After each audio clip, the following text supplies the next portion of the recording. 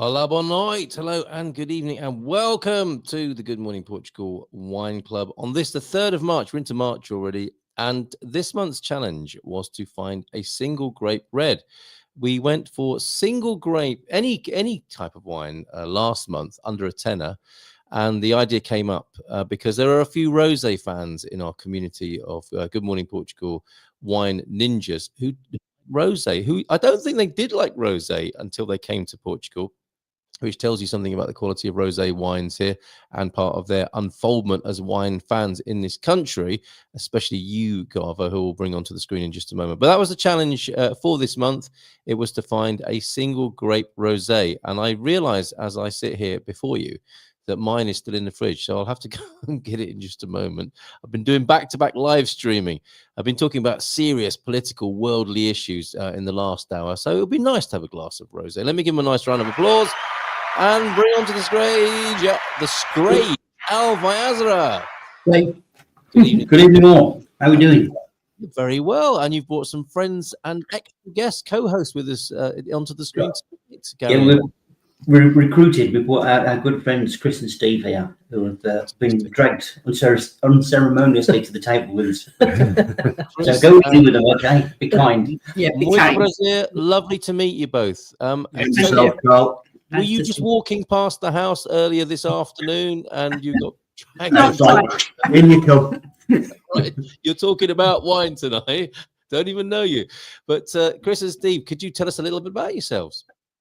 You can do that. It's okay. Right. Originally, we're from Southwest Lancashire in the UK. Moved to Portugal 8 years ago. We live just outside Alviaza.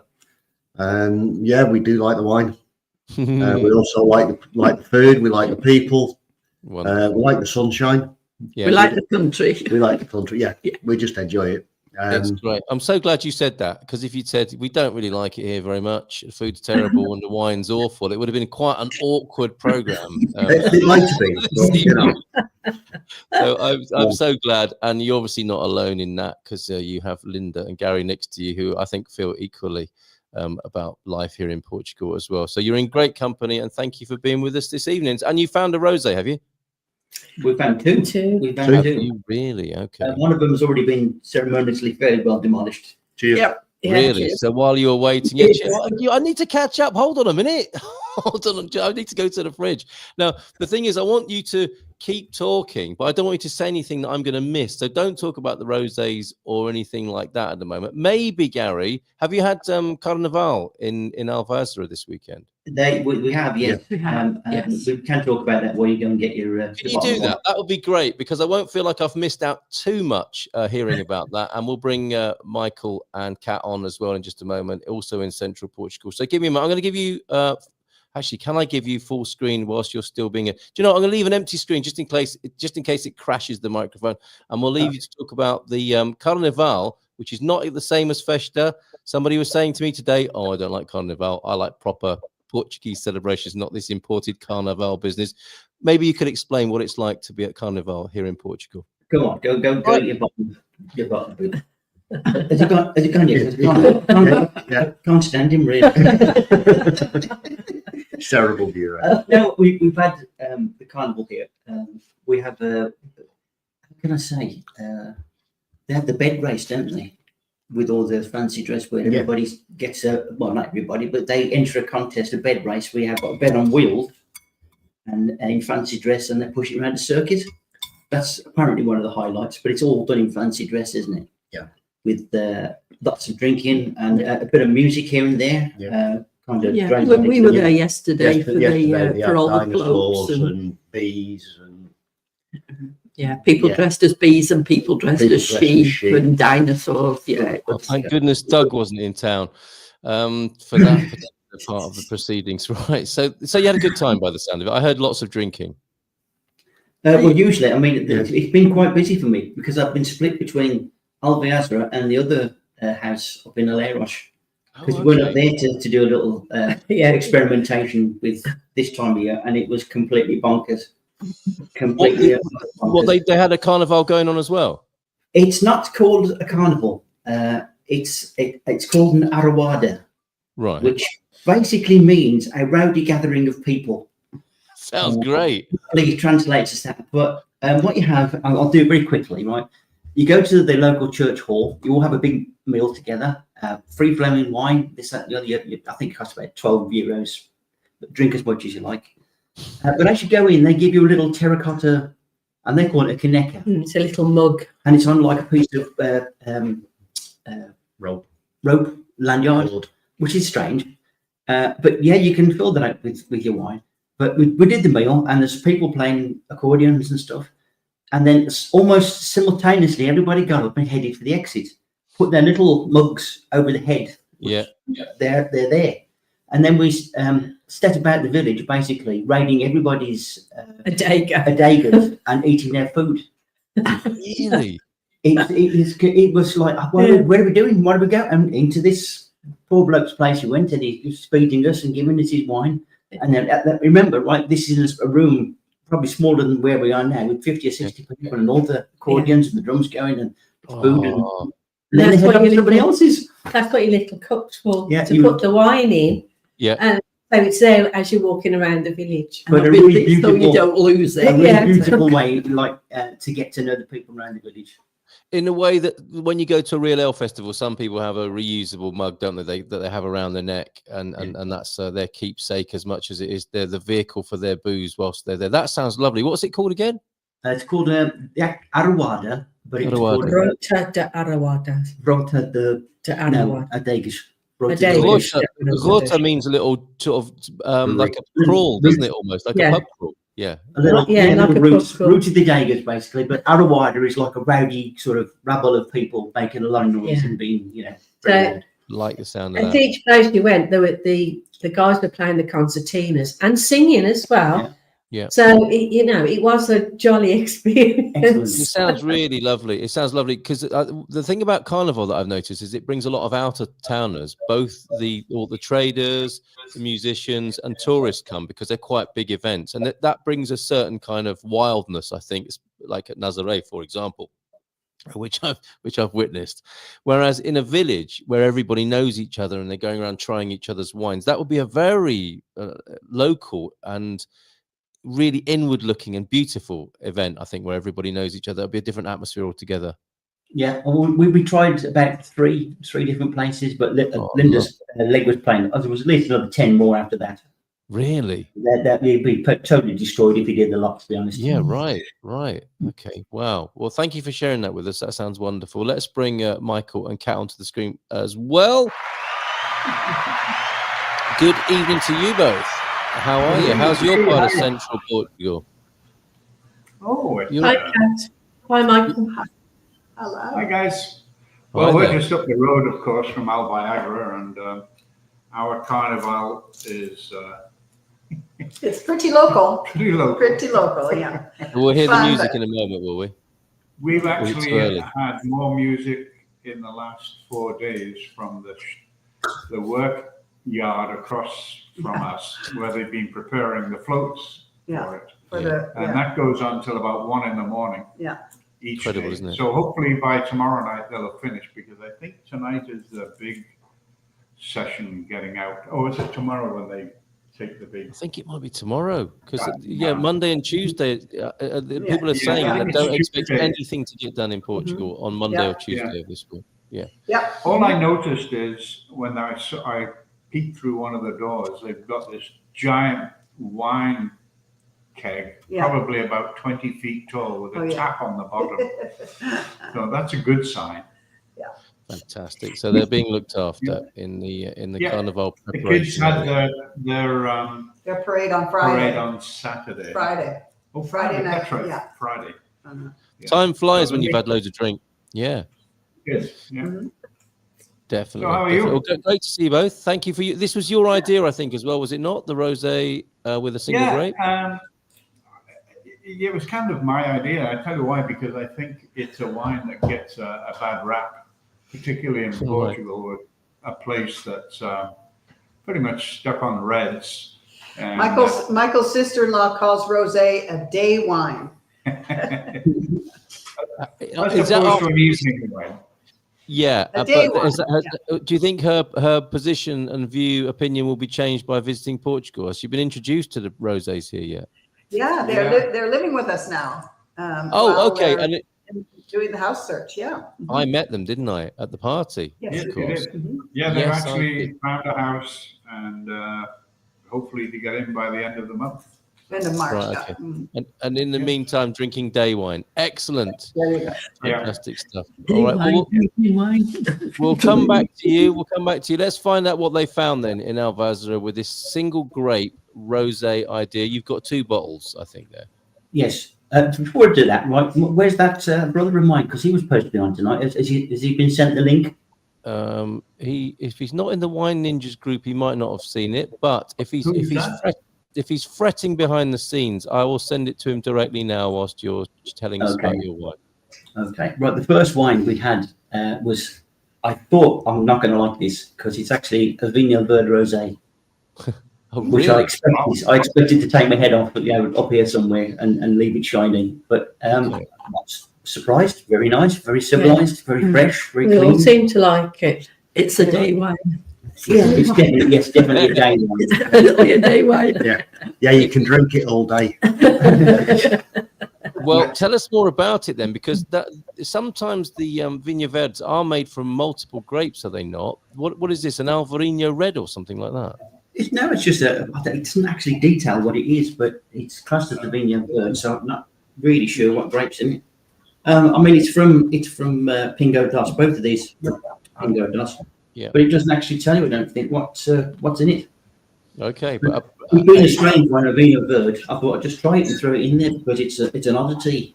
yes, and we should explain, shouldn't we? Vinho Verde, green referring more to the freshness rather than the colour.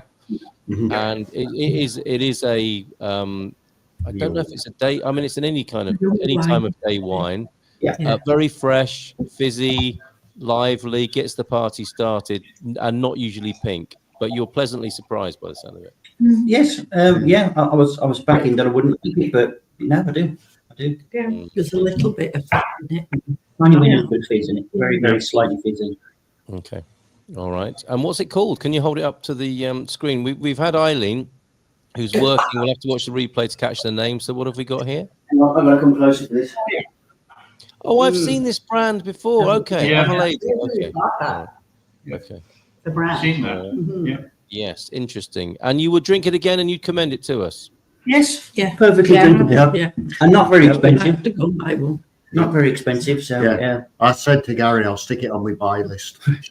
Right. Yeah. Okay. That's a good recommendation. And welcome, by the way, with your. But you wine. don't know I'll buy anything. Right.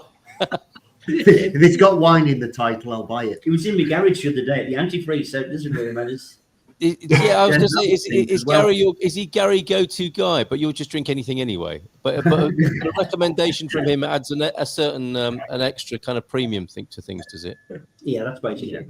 Yeah. Okay. Fantastic. And the other one you've got there? This is a Touriga National single variety Touriga National, again from Pingo Doce. We haven't stuck into that one yet. We'll tell you when we get to Oh, grips okay. with that. Can we see the label? Yes, I'm going to have Scooty. Got a nice brush there as well. Hang on. Oh, I see. This again, one of their own brands. That looks Yeah. like Pingo Doce own brand, Yeah. right? Yeah. Very good. And there is for people in other countries, the supermarket own brand wines here can be really, really good because I think it's too much. There would be too much shame involved for a Portuguese supermarket to shortchange its customers in any way in the wine department. It just wouldn't happen. And I think it's probably a really good job to be a buyer for one of the supermarkets here, and serving the Portuguese public in that way. So don't let that put you off, as it might in some other countries. I think in UK you can't necessarily trust an own brand, but you definitely can here in Portugal. All right, we'll look forward to finding out more about that one in a little while when you've opened it, when you've polished off the Vinho Verde. What are you eating it with, you guys? What have you got to accompany?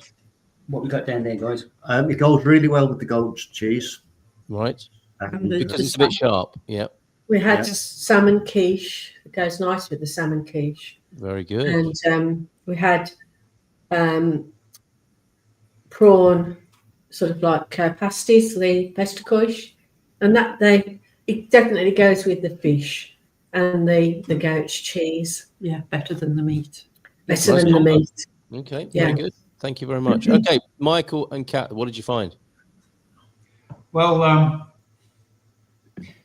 can I give you a bit of a background on Syrah before we get going? I would prefer on it if you Rosé. did. Always love to On hear your Rosé. expertise and insight. Go on. Yeah. Well, the reason I got thinking about this last time is because I came across something in the supermarket that I didn't expect to see, and it was a bottle of Rosé from Provence. And in Provence, which is a huge area, I mean, Côte de Provence goes all the way from basically Toulouse to Italy, really. And it's a massive area, but they make really mediocre wine, frankly. There's no great reds in that region. Mourvedre is probably about their best wine, but they do make an awful lot of rosé, and it is the wine of Provence. And they make about 90% of their wines. They make a rosé, so they take it seriously. But some of them are pretty mediocre, and I've seen this one before, and I've had it before. So I bought a bottle, and I wanted to use it tonight for a taste comparison to what we can manufacture here in Portugal, because I think Portugal can outdo them, because they're using much better class of wines, of grapes, I think, than they use in Provence. Provence suffers from, basically, you won't believe this, they suffer from cold weather. They really don't have enough in Provence. Everything's kind of grown at about 300 to 500 meters. You know, they're all up on that high plateau, and they get mistrals blowing through. You know, cold weather in the middle of summer, and they have a hard job making a red grape grow to maturity. So long time ago they switched to just making rosé because they can get it to come on earlier. I mean, some of these grapes like Grenache and Mourvedre, they can be ready in September, you know, they're picking. Mm-hmm. So I wanted to buy this so we could do a comparison with it. And this one, it actually has a really nice nose. Yeah. And this one is made from Mourvedre. So Have we got a label we can see there, Michael, as well? Yeah, oh, sorry.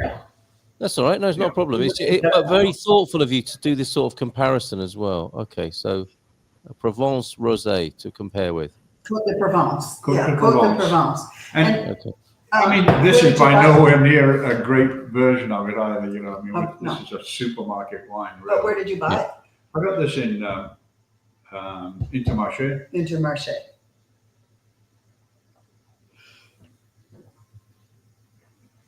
Yeah, And So- it's actually got a fair amount of body to it. yeah.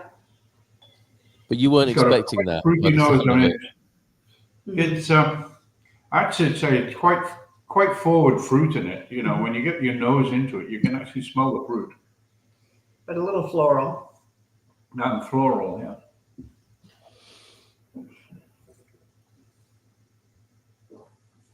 That's very pleasant.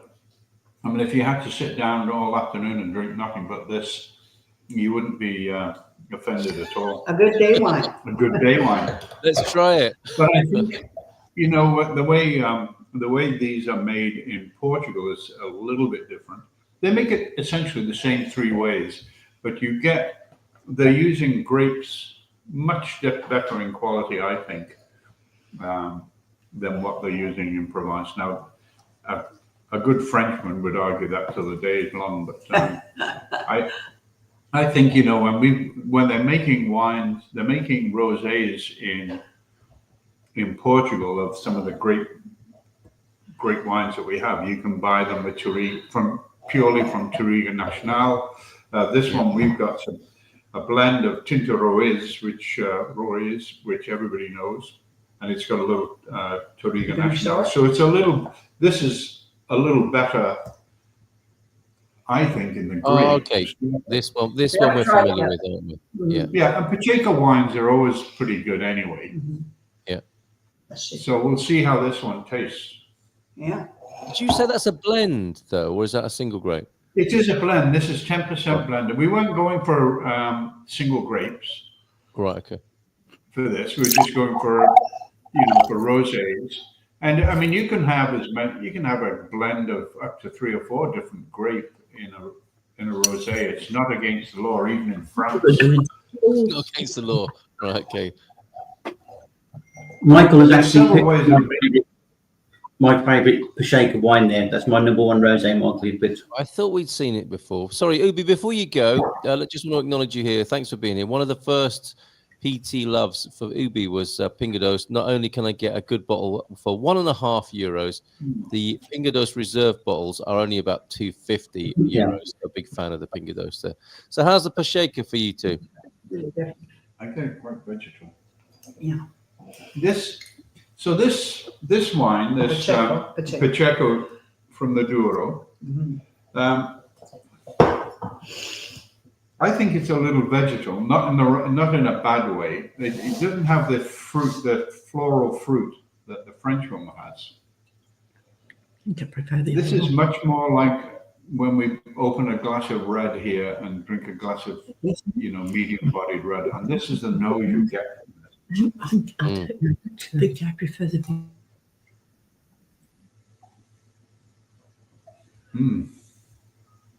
Yeah. But in the mouth, this is way nicer than the French one.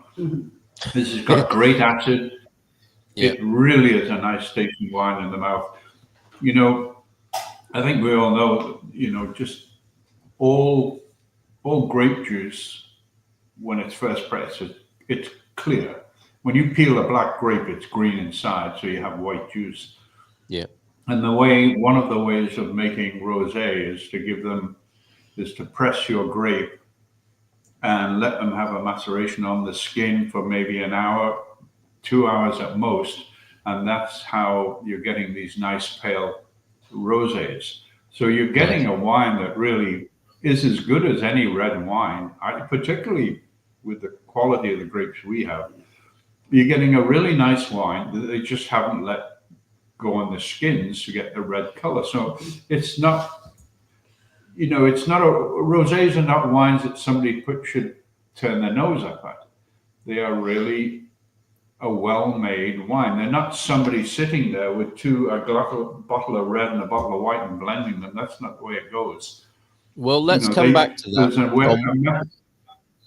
I wonder if we could come back to the bad press that rosé has, and maybe some of our memories from previous years or growing up drinking wine and trying rosé.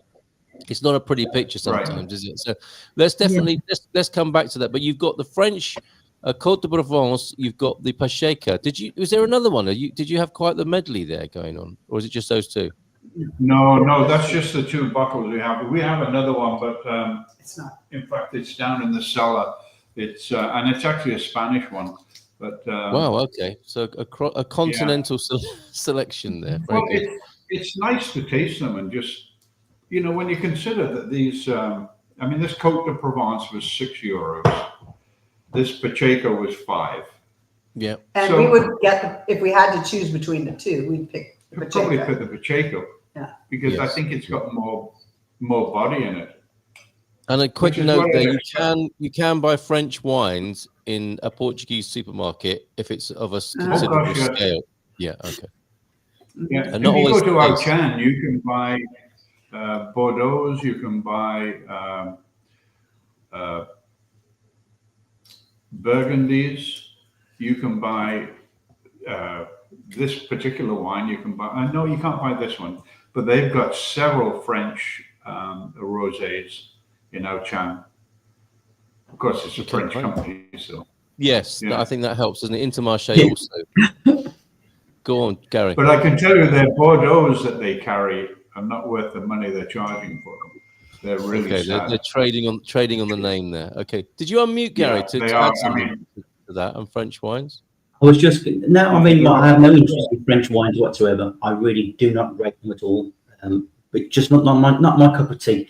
I always think, and you touched on this there, Michael, that French wines have got, and I can only say, a cold taste to them. You know, something brought up in a cold atmosphere.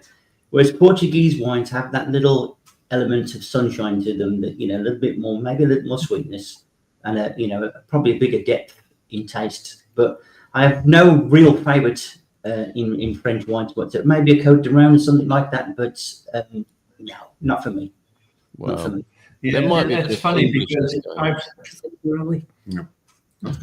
sat in little bistros in Bordeaux, and their house wine is Châteauneuf de Pape, and you know, it comes out of a jug, and it's absolutely spectacular wine. You know, it's good or better than anything I've tasted so far in Portugal, and you know, it's €5 for a litre jug. Mm-hmm. So you know, but that has a lot to do with the location. You're sitting in a little bistro in Bordeaux, you know, it's just amazing. As we say, never mind the price, look at the view. Yeah. Do you know what? You've reminded me of, and good evening to you, Hugh. It is my great pleasure to taste your rosé that you made here. Which I mean, look at the color of that. Isn't that beautiful? Yeah, you can see the glass. It's a fabulous color, and I'll talk more about it. Yeah, Hugh's Touriga Nacional Rosé, which I'm sure he'll tell us more about on the screen. But I discovered the history of the prego. You know, the Portuguese steak sandwich, which prego I think means nail, and some people imagine that to be the origin of, you know, it's like a nail, like a thin sliver of meat inside a sandwich. And sometimes it's more leather than nail. It's like it can be really quite grim in terms of, the chewiness of the meat if you get a bad one. But the origins of it are a Senor Prego on I don't know if you've been to the Apple Beach near Sintra. It's a really beautiful beach with a fantastic view. And I was told, I read the story of Senor Prego, whose lunchtime special was marinated meat in local fresh bread with a glass of local wine. And it sounds exactly like that little vignette you were talking about in France. To have marinade, a meat sandwich at lunchtime on fresh Portuguese bread, and the meat has been made in the kitchen of grandma and granddad, and you've got some of their wine as well. That's what you're talking about, isn't it? The view, the ambiance, the location, and just all of that is like priceless. But it was a really cheap lunch, and that's the origin of the prego. And I wanted to open a chain of little cafes that served the prego in that way, with Portuguese wine, Portuguese bread, and a bit of marinated meat. Anyway, Squire of the Shires, Cabernet lovers, wine and dine time. Good evening to you, Squire of the Shires, and hello, Hugh. If I could tell you a little bit about this, thank you, Hugh, for your notes. I'll hold it up to the screen. We've got, where are you, Hugh? Where did you go? I've had other incoming information since I was last looking at Hugh's message. Let me just find this, if you permit me to do so. Yeah, here we go. It's Touriga Nacional late harvest. That's why there's a little more of that vivid color there. Fermented in stainless steel tanks. After 3 months, cleaned and then put in oak barrels, having previously had Encruzado wine. Time in the oak about 40 to 60 days. Isn't it lovely to hear this story? Alcohol level a little higher, and I'm feeling that, Hugh. 13.5 to 13.9. Pick up from the Quinta price. Quinta price, 450 euros. There you go. Isn't that beautiful? Thank you very much. Really enjoying it. 450. Wow. At the Quinta. It'll be over tomorrow for a. That's a beautiful one for that. It is, and it's not really heavy on the nose. It's got a strawberry-ish sort of like light berries and fruity sweet berries, and it's so drinkable and thirst quenching. And I fear I might drink far too much far too quickly. It is definitely that day business going on. The word day wine and the word day is featuring a lot, isn't it, this evening? Even though it's this evening. So cheers, Hugh. Beautiful. Hugh is online. I guess. So maybe he could let us know how long he had that on the skins before they put it in the tank. Good question. He might join us on the screen, so I'll send him the link to us tonight, and he might, if he doesn't join us on screen now, he might join us for the lock-in, which we're already late for. No sign of Terence Austin this evening. I have sent him the link. It's perhaps, oh, cheers, says Hugh. It's perhaps time to go back to Alvazra and get some scores for the two wines. You've opened the second one now, and you're tucking into it, I think. Do you want to talk about the second bottle? Well, there's controversy. It's suddenly the ranks have split on this one now. We were united before us. Yes, it's all very nice. There is a division definitely on the table here. Really? I prefer this one. This Touriga National. It's very, very soft. It's very, very elegant and entirely drinkable. Yeah, I like it. How about you, sir? Me? Well, like I said before, I'll basically drink anything. I think if we'd have started the Touriga National before the Vino Verde, then it's absolutely wonderful, really nice. But after the Vino Verde, I'm just missing that little bit of the fizz. Yeah, and I think that the few little bubbles in the Vino Verde are just doing that little bit. Yeah. But going back to the Touriga, it's smooth. It smells good and tastes a bit of not vanilla, you know, that sort of the ice cream, the pop that you used to get. What's it called? Really? Cream soda. Cream soda. Yeah. And but again, it's something that you could just sit at lunchtime, a bit like Michael and Kat were saying. Yeah. Sit at lunchtime, nice cheese, bread, yes, and just enjoy the sunshine with it.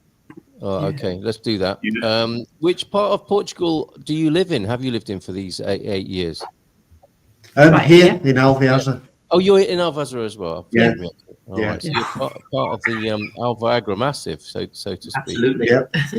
Excellent. Okay, and marks out of 5 then for these two, if you will. I don't know if you want to give a collective mark or individually. Go ahead, as you wish.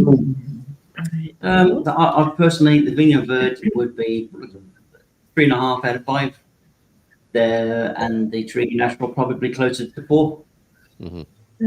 Yeah. I think I'd give the Vino Verde Rosé 4. And the other one 3.5. Okay. Yeah, that's a split in the room there, right? Yeah, okay. I'll go with Linda on that one. Is that the Vino Verde just slightly more than the Touriga? So yeah, 4 for the Verde and 3.5. You got the casting vote on this. Oh well, I would say 4 for the Vino Verde and 3 for the Touriga. I've been edged out here. Very good. Thank you for your support there.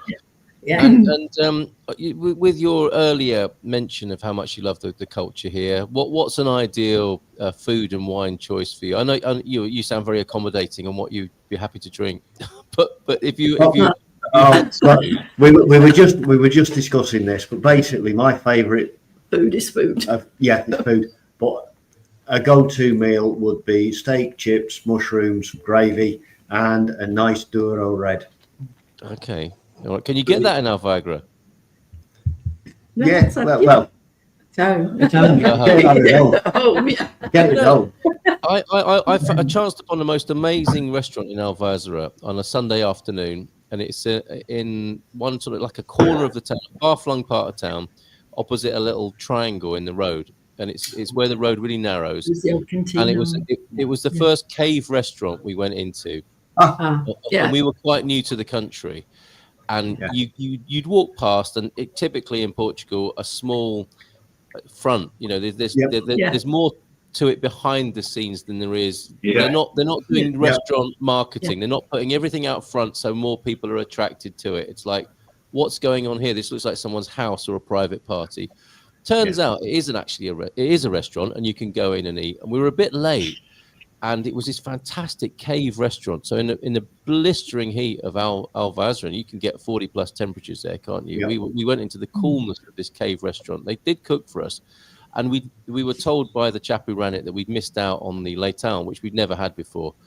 here in Portugal, and all that was left was a little sort of sliver of the suckling pig.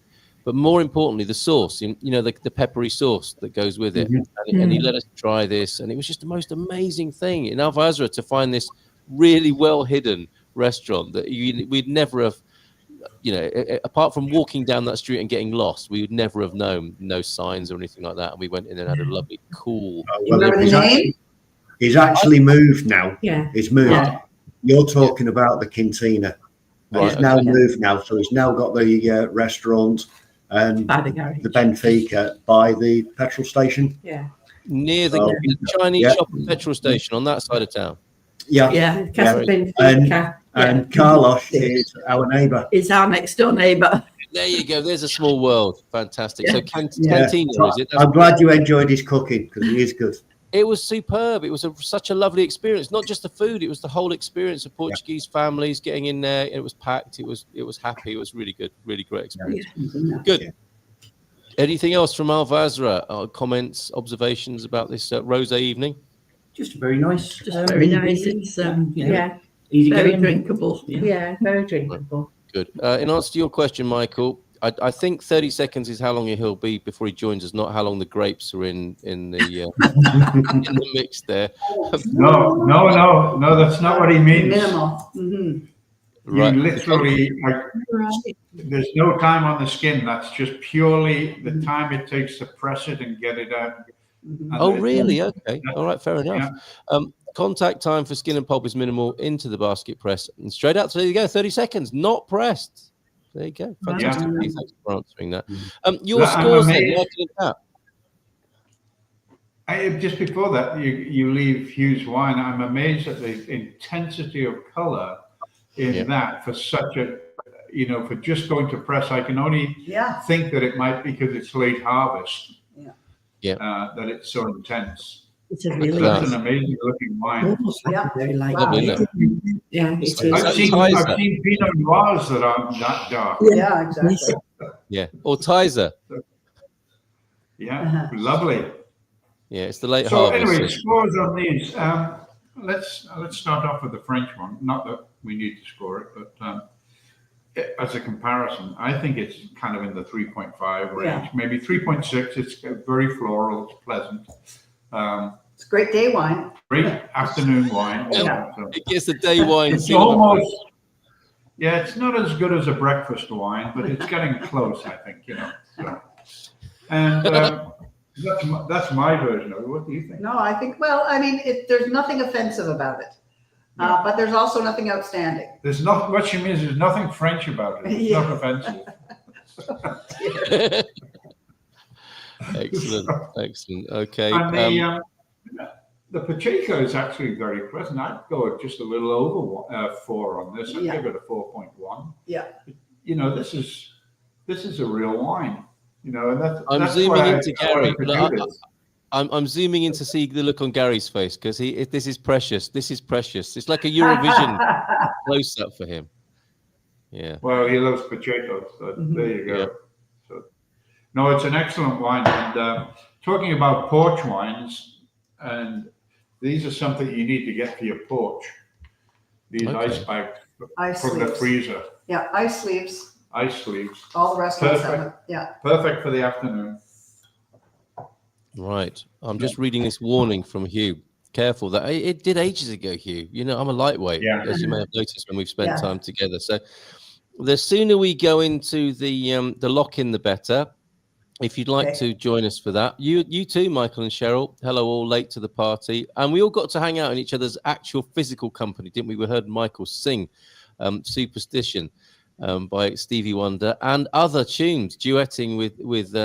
Maybe that's why Terence hasn't turned up tonight. He was afraid of being seen with Michael again in that fantastic duet that they did.